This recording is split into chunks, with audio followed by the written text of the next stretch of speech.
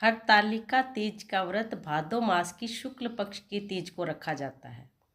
इस दिन महिलाएं अपने पति की लंबी उम्र के लिए यह व्रत रखती हैं और भगवान शिव पार्वती का पूजन करती हैं। इस दिन भगवान शिव पार्वती की कथा भी पढ़ी जाती है।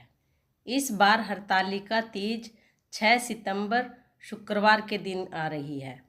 हरतालिका तीज पर माँ पार्वती और भगवान शिव की पूजा की जाती है। इस दिन प्रदोष काल में माता पार्वती और भगवान शिव का पूजन किया जाता है। अगर आप भी कथा पढ़ना चाहते हैं तो सबसे पहले पूजा की तैयारी कर ले। पूजा की तैयारी के लिए केले के पत्ते और वंदनवार से एक मंडप बनाए।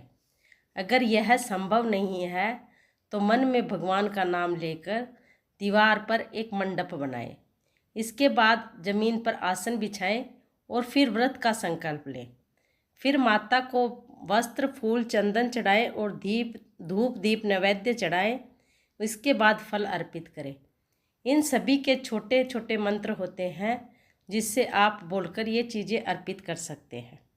इसके लिए कथा इस प्रकार है। जय भोलेनाथ, जय माँ गौरी। श्री परम पावन भूमि कैलाश पर्वत पर विशाल वट वृक्ष के नीचे भगवान शिव और पार्वती सभी गणों सहित बाघंबर पर विराजमान थे। बलवान वीरभद्र, भृंगी और नंदी अपने अपने पैरों पर सदा शिव के दरबार की शोभा बढ़ा रहे थे। इस अवसर पर महारानी पार्वती ने भगवान शिव से दोनों हाथ जोड़कर प्रश्न किया कि हे महेश्वर, मेरे बड़े सौभाग्य हैं जो मैंने आप सरीखे पति को वरण किया। क्या मैं जान सकती हूँ कि मैंने वह कौन से पुण्य अर्जन किए थे कि आप अंतर्यामी हैं और मुझ दासी पर कृपा की? इसका वर्णन कृपा कर आप मुझे बताएं। माता पार्वती की ऐसे प्रार्थना सुनकर शंकर जी बोले कि तुमने अति उत्तम पुण्य का संग्रहण किया था जिससे मुझे प्राप्त किया। वह अति गुप्त व्रत है, लेकिन मैं तुम्हें बताता हूँ। वह व्रत भादो मास के शुक्ल पक्ष की तीज के नाम से प्रसिद्ध है। यह व्रत ऐसा है, तारों में चंद्रमा, नवग्रहों में सूर्य, वर्णों में ब्राह्मण, देवताओं में गंगा, पुराणों में महाभारत, वेदों में साम, इंद्रियों में मन होता है, उसके जितना श्रेष्ठ होता है। उन्होंने बताया कि जो तीज हस्त नक्षत्र के दिन पड़े तो वह बहुत ही पुण्यदायक मानी जाती है। ऐसा सुनकर पार्वती जी ने कहा कि मैंने कब और कैसे इस तीज का व्रत किया था, विस्तार से सुनाए, क्योंकि मेरी बड़ी इच्छा हो रही है। मुझे कुछ भी याद नहीं है। इतना सुनते ही शंकर जी बोले, भाग्यवान उमा, भारतवर्ष के उत्तर में हिमाचल श्रेष्ठ पर्वत है। उसके राजा हिमाचल हैं। वहीं तुम भाग्यवती रानी मैना से पैदा हुई थी। तुमने बाल्यकाल से ही मेरी आराधना करना शुरू कर दिया था। कुछ उम्र बढ़ने पर तुमने सहेली के साथ जाकर हिमालय की गुफाओं में मुझे पाने के लिए तप किया था। तुमने गर्मी में बाहर चट्टानों में आसन लगाकर तप किया, बारिश में बाहर पानी में तप किया, सर्दी में पानी में खड़े होकर मेरे ध्यान में लगी रही। तुमने इस दौरान वायु सूंघी, पेड़ों के पत्ते खाए और तुम्हारा शरीर एकदम दुर्बल हो गया। ऐसी हालत देखकर महाराज हिमाचल को बहुत चिंता हुई। वे तुम्हारे विवाह के लिए चिंता करने लगे। इस मौके पर नारद देव आए। राजा ने यानी कि तुम्हारे पिता ने उनका स्वागत किया और उनके आने का कारण पूछा। तब नारद जी ने कहा कि राजन, मैं भगवान विष्णु की तरफ से आया हूँ। मैं चाहता हूँ कि आपकी सुंदर कन्या को योग्य वर प्राप्त हो। सो बैकुंठ निवासी भगवान विष्णु ने आपकी कन्या का वरण करना स्वीकार किया है। क्या आपको यह मंजूर है?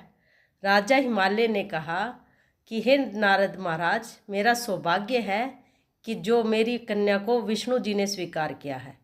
मैं अवश्य ही उन्हें अपनी कन्या उमा का वाग्यदान करूँगा। यह सुनिश्चित हो जाने पर नारद जी बैकुंठ चले गए और भगवान विष्णु से उनके विवाह का पूर्ण होने का वृत्तांत सुनाया।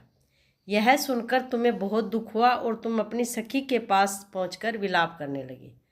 तुम्हारा विलाप देखकर सखी ने तुम्हारी इच्छा जानकर कहा कि सखी, मैं तुम्हें ऐसी गुफा में तपस्या के लिए ले चलूँगी जहाँ महाराज हिमाचल भी ना पहुँच सके। ऐसा कहकर उमा तुम्हारी सहेली सहित हिमालय की गहन गुफाओं में तुम विलीन हो गई। तब महाराज हिमाचल यानी तुम्हारे पिता घबरा गए और पार्वती को ढूंढते हुए विलाप करने लगे कि मैंने विष्णु को जो वचन दिया है वह अब कैसे पूरा हो सकेगा। ऐसा कहकर वह बेहोश हो गए। उस समय तुम अपनी सहेली के साथ ही गहन गुफा में पहुंच बिना अन्न और जल के मेरे व्रत को आरंभ करके नदी की बालू का शिवलिंग लाकर विविध फूलों से पूजन करने लगे। उस दिन भाद्र मास की तृतीया शुक्ल पक्ष हस्त नक्षत्र था। तुम्हारी पूजा के कारण मेरा सिंहासन हिल उठा और मैंने जाकर तुम्हें दर्शन दिए। वहाँ जाकर मैंने तुमसे पूछा कि हे देवी, मैं तुम्हारे व्रत और पूजन से अति प्रसन्न हूँ, तुम मुझसे अपनी इच्छा मांग सकती हो। इतना सुन तुमने लज्जित भाव से प्रार्थना की कि हे प्रभु, आप तो अंतर्यामी हैं, मेरे मन के भाव आपसे छिपे नहीं हैं, आपको पति के रूप में पाना चाहती हूँ। इतना सुनकर मैं तुम्हें एवमस्तु इच्छित पूर्ण वरदान देकर अंतर्ध्यान हो गया। उसके बाद तुमने वह मूर्ति जो कि तुमने बालू से बनाई थी उस शिवलिंग को नदी में विसर्जित कर दिया। जहाँ नदी तट पर तुम्हारे नगर निवासी हिमाचल के साथ मिल गए। वे तुमसे मिलकर रोने लगे कि तुम इतने भयंकर वन में, जहाँ सिंह सांप निवास करते हैं, जहाँ मनुष्य के प्राण संकट में हो सकते हैं, ऐसे में पिता के घर जाने के निवेदन पर तुमने कहा कि पिताजी, आपने मेरा विवाह भगवान विष्णु जी के साथ स्वीकार किया है, इस कारण मैं वन में रहकर अपने प्राण त्याग दूंगी। तब वे बोले कि शोक मत करो, मैं तुम्हारा विवाह भगवान विष्णु के साथ कदापि नहीं करूँगा, उन्हीं सदाशिव के साथ करूँगा। जिसके बाद महाराज हिमाचल ने मेरा और तुम्हारा विवाह कर दिया और भगवान विष्णु से क्षमा मांगी। हर व्रत कथा के साथ पढ़ी और सुनी जाती है लपसी और तपसी की कहानी। आइए सुनते हैं लपसी तपसी की कहानी। एक लपसी था, एक तपसी था। तपसी हमेशा भगवान की तपस्या में लीन रहता था। लपसी रोजाना 1.25 सेर की लापसी बनाकर भगवान का भोग लगाकर जीम लेता था। एक दिन दोनों लड़ने लगे। तपसी बोला, मैं रोज़ भगवान की तपस्या करता हूँ, इसलिए मैं बड़ा हूँ। लपसी बोला, मैं रोज़ भगवान को 1.25 सेर लापसी का भोग लगाता हूँ, इसलिए मैं बड़ा हूँ। नारद जी वहीं से गुजर रहे थे। दोनों को लड़ता देखकर उनसे पूछा कि तुम आपस में लड़ क्यों रहे हो।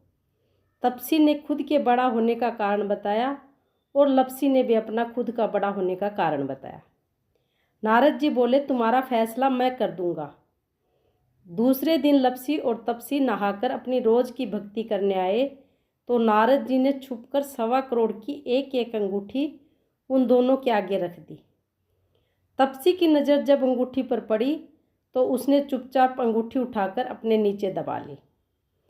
उधर लपसी की नज़र जब अंगूठी पर पड़ी लेकिन उसने ध्यान नहीं दिया, भगवान को भोग लगाकर लपसी खाने लगा। नारद जी सामने आए तो दोनों ने पूछा कि आपने कहा था कि मैं बताऊंगा कौन बड़ा हो, तो अब बताओ। तो नारद जी ने तपसी से खड़ा होने को कहा। तपसी जब खड़ा हुआ तो उसके नीचे दबी अंगूठी दिखाई पड़ी।